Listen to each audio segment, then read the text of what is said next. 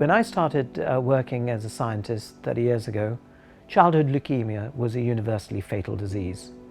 It's now a completely curable disease. By understanding the disease, we develop better treatments, and we can go from something with 100% mortality to a 98% survival.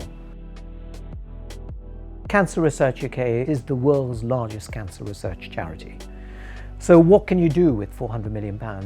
You can have an enormous impact. CRU UK has its institutions, its research institutes, but they're embedded in university environments. Cancer Research UK also funds direct science in the university laboratories, which is curiosity-driven scientists devoted to cancer research. The key problem that my lab has been working on is a specific form of the way DNA is damaged, when the DNA is glued together, and it's called a crosslink. Crosslinks are caused by many cancer chemotherapeutic drugs. Obviously, you and I can't have evolved a very complex system to remove these crosslinks in our DNA in the eventuality that we're going to have chemotherapy. So there must have been something fundamental that's produced in us that caused these crosslinks.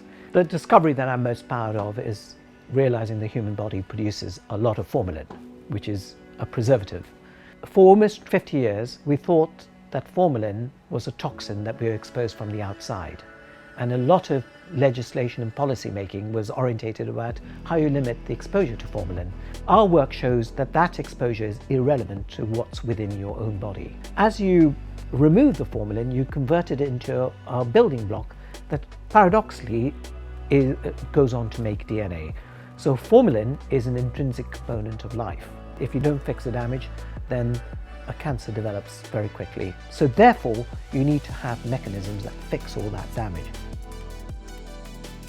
In the last 4 years, we've seen a convergence of transformative technologies. First of all, the ability to sequence DNA at scale and at low cost, rapidly.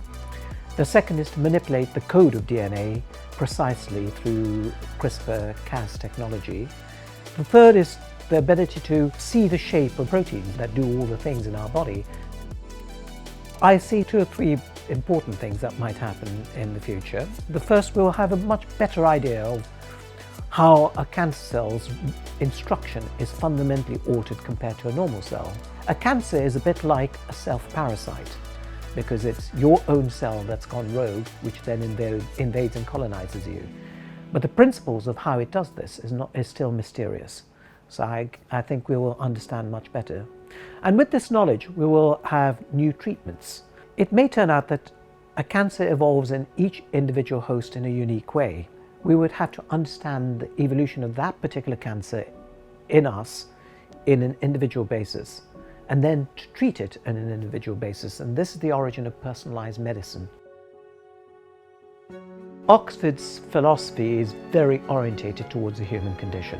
You can find an expert anywhere in an obscure branch that might relate to your very small, obscure world. And that synergy can create new ways to look at what you're studying. It's a stunningly beautiful place to do research. Its backdrop is breathtaking. And I think when you bring all that together, you do have a unique and magical place to do what we do.